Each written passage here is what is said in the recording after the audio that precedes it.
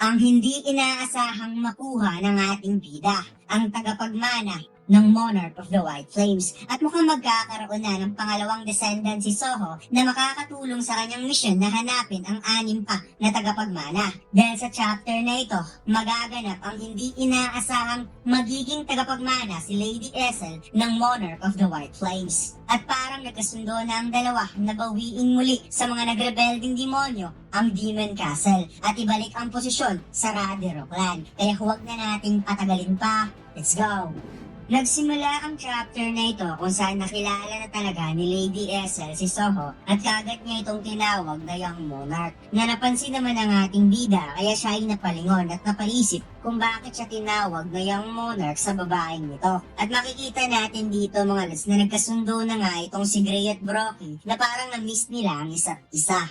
Napangiti si Lady Ethel at sinabi na hindi niya kagad nakilala si Soho dahil malaki na ang pinagbago nito at ngayon kuhang-kuha na ang mukha ng kanyang ama na si Mr. Song Jinwoo. Ngunit sa hindi inaasahang bigla na lamang nahimatay si Lady Ethel at nawalan ng malay na ikinagulat ni Soho, Vero at kahit si Brockie at Grey nagulat din. Nag-aalala si Soho kung ano ang nangyari sa babaeng demonyo, kaya kaagad itong nilapitan ni Vero upang matingnan. At nakita niyang nagkaroon lang ito ng pass out sa sobrang pagod. At mukhang hindi pa naman ito patay kaya huwag daw mag-aalala ang Young Monarch. Kung kaya lumuwag ang pakiramdam ng ating bida but somehow naawa daw siya sa babae. Pagkatapos, ipinakitang wala pa ring malay ang mga hunter at isa-isa itong pinagaling ni Vero gamit ang kanyang healing skill. Nakita ni Soho ang notification sa kanya ng system na nagawa niyang makumpleto ang quest, ang Rescue the Survivor. At tagumpay niyang may rescue ang 7 hunter kaya mabibigyan siya ng reward kung saan ito yung pinaka-best part ng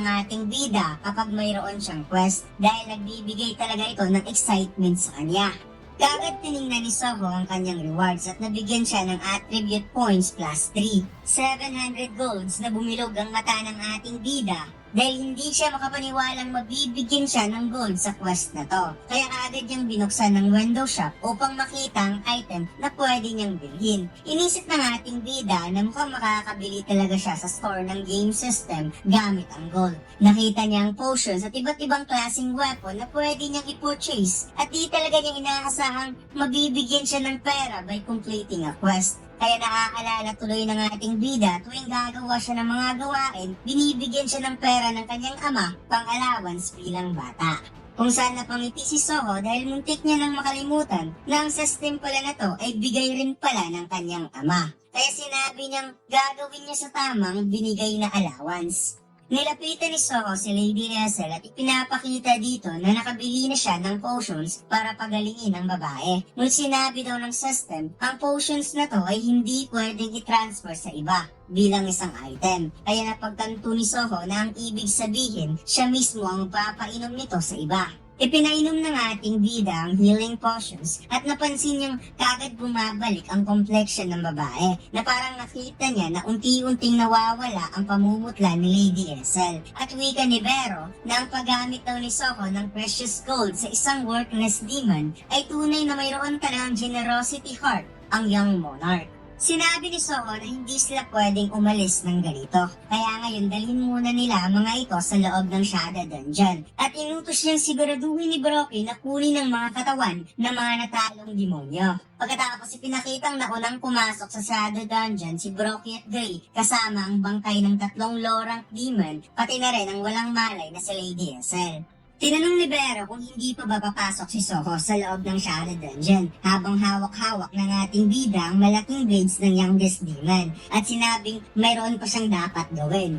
Pagkatapos nilapitan ni Soho ang mga taong nakalambiti na nasusunog sa kulay asul na apoy at sinabing akala niya talaga ito ay mga mist burn. First time daw niyang makita ang ganitong burning appearance at mukhang napakasakit tingnan. Subalit humihingi siya ng patawad dahil ito lang ang natatanging paraan na makikitang hinahanda ng ating bida ang blade para gamitin ang Storm Slash skill.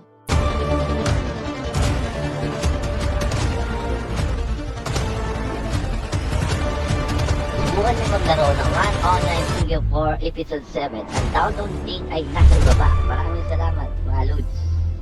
Pagkatapos, ipinakita ang daanan ng train na may maraming nagkalat na dugo at maya-maya isang paa ang umapak sa lupa sa harap mismo sa entrance ng field type dungeon. Isang hunter na mukhang tank classification base sa forma nito. Ayon sa report na kanyang nakuha na sa loob ng field type dungeon, ang mga nakuha lamang nila ay mga nahating katawan ng lizard at mistborn. However, base daw sa kanilang nakikitang sugat sa mga hunter na namatay, hindi ito kagagawa ng isang beast monster. Furthermore, nakita nila ang isang basement na punong-puno ng damage at mukhang kagagawan gamit ang isang blade.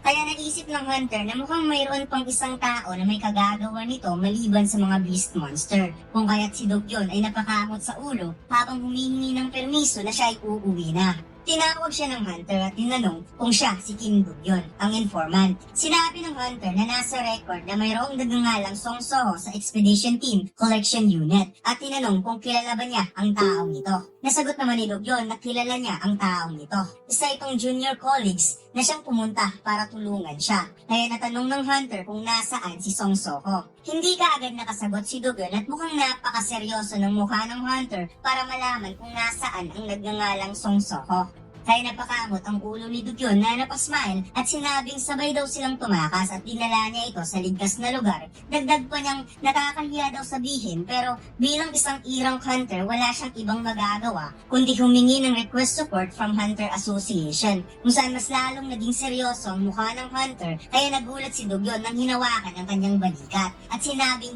tama lang daw ang ginawa niya dahil ang pagsunod sa Hunter Association Manual ay ang pinakamabisang desisyon bilang isang irang hunter.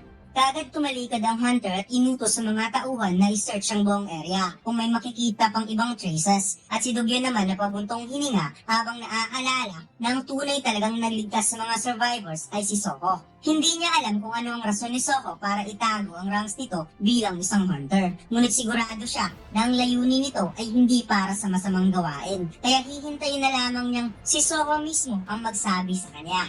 Pagkatapos, lumipat ang eksena sa loob ng Shadow Dungeon, kung saan nagkamalay na itong si Lady Essel at makikitang ito ay malungkot nang nalamang si Song Jinwoo ay umalis sa Earth para pigilan ng invasion ng Itarem. Sinabi ni Bero na ipinadala siya ng Shadow Monarch pabalik sa Earth upang i-unseal ang seal na nakalagay sa Young Monarch. Subalit ang Young Monarch ay isang prodigy. Nagawa nitong masira ang seal sa sarili niya mismo. Tinanong ni Soho kung paano sila nagkakilala ni Lady Essel. Napangiti namang sinagot ng babaeng demonyo na nagkita sila during tutorial na isinagawa para sa Young Monarch. At naalala pa niya ang sinabi sa kanya ni Soho noon na tatandaan siya. Ngunit ngayon parang makakalimutin na ata ang Young Monarch. Napaisip ang ating bida at sinabi na sa iilang kadahilanan ng kanyang memories minsan ay napaka-blurred at hindi niya ito nakikita ng malinaw. Kaya inisip ng maigi ni Soho kung saan nga ba sila huling nagkita. Hanggang sa naalala niya na muntikan niya na itong mapatay dahil nagmamadali siyang tapusin kaagad ang quest sa loob ng Demon Castle. Naayon pa ni Soho, naaalala niyang siya yung kaagad sumuko sa laban. Kaya parang nahiya tuloy si Lady Essel sa sarili. At sinabi ni Bero na wala ka man lang sigla na nag-response sa Young Monarch. Natanong ni Bero kung bakit humina ang kapangyarihan nito at anong nangyari sa Demon Realm. Kaya malungkot na sinabi ni Lady Essel na malamang dapat itong malaman ng Young Monarch. Paliwanag niya na siguradong narinig na ni Soho kay Bero na pinuksa ni Song Jinwoo ang Demon King at ibang mga demon nobles. Kaya mula noon ng kanilang Radero clan ay naging top-ranking hierarchy at naging tirahan nila ang Demon Realm, especially Demon Castle, na naghihintay lang naman sila sa pagbalik ni Song Jinwoo. For several decades, namuhay sila ng mapayapa kahit hindi na bumalik si Song Jinwoo. Subalit about half year ago, dumating ang isang problema. Isang magical enhancer ang tinatawag na Stardust ang simulang kumalat sa mga demons, kung saan napadilat ang mata ni Soho nung narinig ang Stardust at naalala niya na parang narinig niya ang bagay na ito nung nakipaglaban siya sa tatlong demon. Sinabi ni Lady Essel ang Stardust ay hindi gaanong nagkakaroon ng effect sa mga high-ranking demons na mayroong strong magic power. Subalit kapag ginamit ito ng mga low-ranking demons, it's significantly amplified na magkakaroon kaagad ng lakas ang mga mababang uring demonyo. Dagdag pa niya, ang Stardust sa Demon World ay naging malaking problema at dinagdagan pa ang matagal na absence of presence ni Song Jinwoo. Kaya ang mga demon ay nagkaisa with a single purpose. Nagagawa sila ng rebellion against Radero clan na siyang under protection ng Shadow Monarch. Ang rebelyon ay kumislap sa pamamagitan ng pagdami ng mga demonyo na humantong sa isang malaking digmaan. Ang kanilang Radero clan ay lumaban upang protektahan ang Demon Castle na pinagkatiwala sa kanila ni Song Jinwoo. Subalit ang kanyang pamilya ay walang kapangyarihan para pigilan ang mga rebellious demon at sa kasamaang palad sila ay bumagsak matapos ang kalahating taong digmaan. Hindi pa dyan nagtatapos sa mga rebellious demon dahil kinuha nila ang dugo ng mga nahuling member ng kanilang pamilya upang makapag-gain ng dagdag lakas. Iniinom ang kanilang dugo, ang dugo ng isang pure blood demon noble na ginawang sakripisyo ang kanyang ama at ang lahat ng member ng kanilang pamilya at kahit siya nawalan din ng lakas dahil nakuhaan siya ng maraming dugo habang tumatakas. Sinabi ni Lady Essel na nakakatawa lang kung iisipin na ang lahat ay namatay at siya lamang ang nakasurvive. At ngayon nawala na ang Demon Realm na pinagkatiwala sa kanila ng Shadow Monarch. Inisip niya kung ano na lamang ang masasabi ni Song Jinwoo sa kanyang kapabayaan na makikita na unti-unting napaluwa si Lady Essel. Muli sinabi ni Soho na napakahirap pala ng pinagdaanan mo at palagi talaga niyang iniisip kung ano ang gagawin ng kanyang ama sa sitwasyon na to. Paliwanag niya na kahit ang kanyang ama ay wala dito, si Lady Essel at ang iba ay nakipaglaban at inilagay sa panganib ang buhay at ito ay sapat na. Kaya naniniwala siyang hindi iisipin ng kanyang ama na nagpabaya si Lady Essel. Masaya rin siya dahil nakipaglaban talaga ito hanggang sa dulo para sa relationship na namamagitan sa pamilyang Radero clan at Shadow Monarch. At makikitang napakindat nga itong si Soho mga lods at sinabing tutulong siya hanggang sa makakaya niya. Magtutulungan silang dalawa para maibalik ang Radero clan. Napatulala si Lady Essel habang naalala ang sinabi sa kanya ni Jinwoo na siya ang nagsabing palaging nagkakaroon ng kompetisyon ng mga demons para sa hierarchy. Na sinabi ni Jinwoo na sisiguraduhin niyang ang Radero clan ang magiging number 1 kung saan tuluyan ng talagang napaluwa si Lady Essel at sinabing Young Monarch. Siya ay nabibilang rin sa mga Radero clan. Pagkatapos, ipinakitang nagulat si Soho sa notification ng system na sinabi ang huling survivor ng Pure Blood Demon Novel ay si Lady Essel na nag-express ng pasasalamat towards player at tinanong ng system kung gusto ba niyang i-recruit ang tagapagmana ng Monarch of the White Flames as a companion. Well, hindi ko akalain si Lady Essel ang magiging tagapagmana ng Monarch of the White Flames at wala naman talagang ibang naiwang demon na isang noble blood, kundi siya lang. Kaya deserve ni Lady Essel na maging tagapagmana ng Monarch of the White Flames. At hindi na ako makapaghintay na makita ang kalalabasan ng kanilang combination kung gagamitin ni Soho ang band skill na magiging demon ang ating bida. At dito lang nagtatapos ang ating kwento mga lads. Huwag mo sanang kalimutang mag-like, comment at mag-subscribe sa ating YouTube channel at mag-follow sa ating Facebook page. Salamat!